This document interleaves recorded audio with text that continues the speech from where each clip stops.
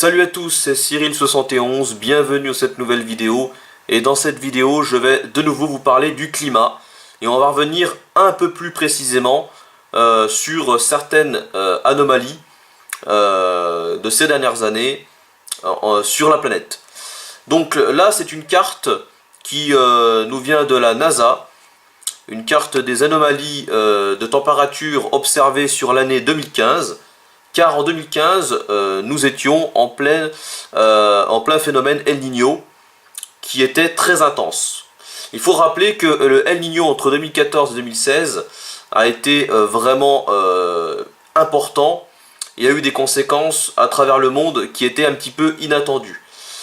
Alors ce qui s'est passé par rapport à ce El Niño, donc, qui est un phénomène naturel, je vous rappelle, du Pacifique, il était tellement intense, du coup, ça a perturbé un tas de choses, un tas d'éléments climatiques partout autour du globe, et notamment sur l'hémisphère nord, dans les hautes latitudes et au niveau de l'Arctique. Alors, vous pouvez constater que El Niño a donc provoqué un réchauffement important au niveau du pôle, et vous voyez ici sur cette carte une grande partie de l'Asie, de l'Europe, et également la partie nord-ouest de l'Amérique du Nord. Réchauffement important donc sur toutes les hautes latitudes. Cela a provoqué du coup plusieurs changements. Et on va revenir maintenant à un changement sur l'Atlantique Nord. Les glaces, les glaciers du Groenland notamment ont fondu. Le Groenland a perdu énormément très rapidement du coup, en quelques années seulement, dû à cette chaleur importante. On va voir sur ce site que je vais vous mettre en description. Je vais vous mettre le lien en description. Donc, ça parle un petit peu de tout ça.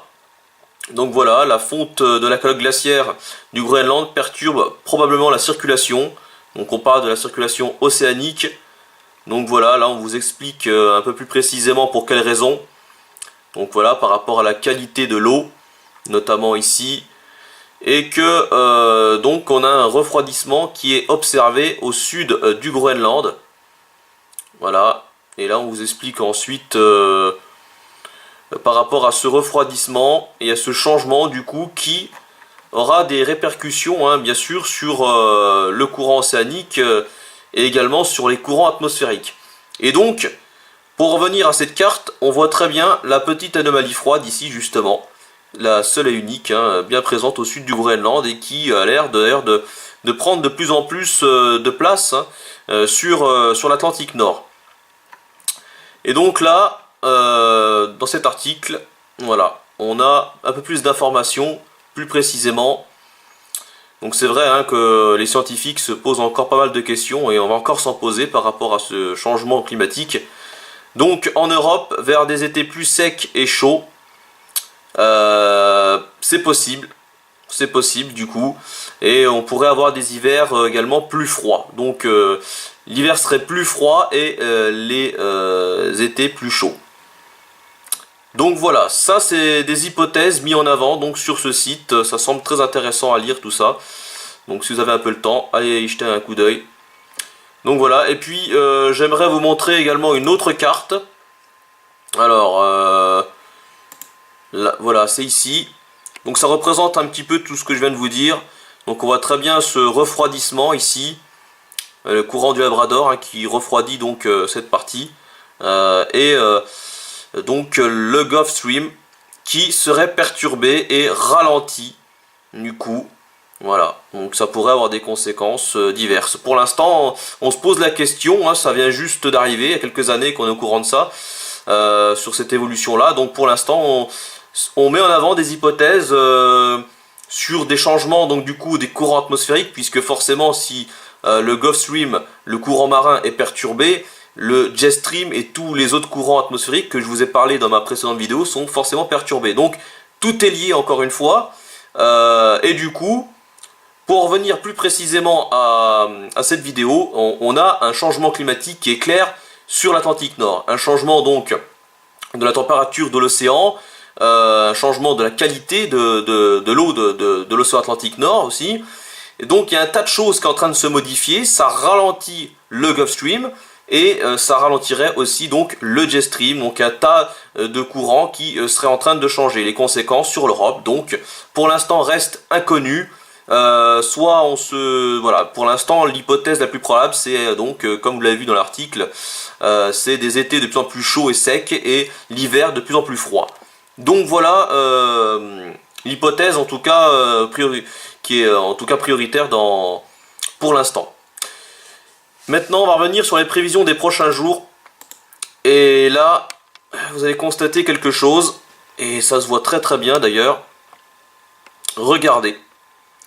On voit que pour les prochains jours, avec le modèle donc GFS ici, les dépressions très creuses, de plus en plus au sud ici sur l'Atlantique Nord, et justement entre le sud du Groenland, vous voyez, donc le Labrador, le sud du Groenland, tout là, on voit très très bien. On voit très très bien donc des descentes polaires, des vortex polaires qui défilent avec des dépressions très creuses à cet endroit-là. Et bizarrement, regardez ce qui se passe, ça fait remonter ce fameux anticyclone surpuissant qui nous concerne avec des masses d'air subtropicales. Donc on pourrait là aussi faire le lien avec tout ce que je viens de vous dire dans cette vidéo. Donc maintenant ça reste une hypothèse bien sûr, rien n'est sûr, mais regardez, on voit très bien ce toileg, ces centres dépressionnaires descendent très au sud ici, de plus en plus au sud, jusqu'au niveau des Açores. Et ça fait remonter donc ces énormes anticyclones. Voilà, donc c'est impressionnant cette carte en plus, franchement, on voit très très bien ces anomalies. Voilà. Alors maintenant, à suivre, est-ce que ce changement climatique sur l'Atlantique Nord et ces changements de température de l'eau aura des conséquences vraiment importantes sur l'Europe? C'est vraiment à suivre de très près en tout cas, mais rien que les cartes pour les prochains jours prouvent quand même. On voit bien les anomalies clairement entre l'Atlantique Nord et donc l'Europe. Maintenant à suivre donc sur la suite de ces événements climatiques. Je continuerai à vous faire des vidéos dès que j'ai des infos intéressantes. Je vous ferai partager tout ça en vidéo. Voilà, donc merci d'avoir regardé cette vidéo et je vous dis à très bientôt. Salut!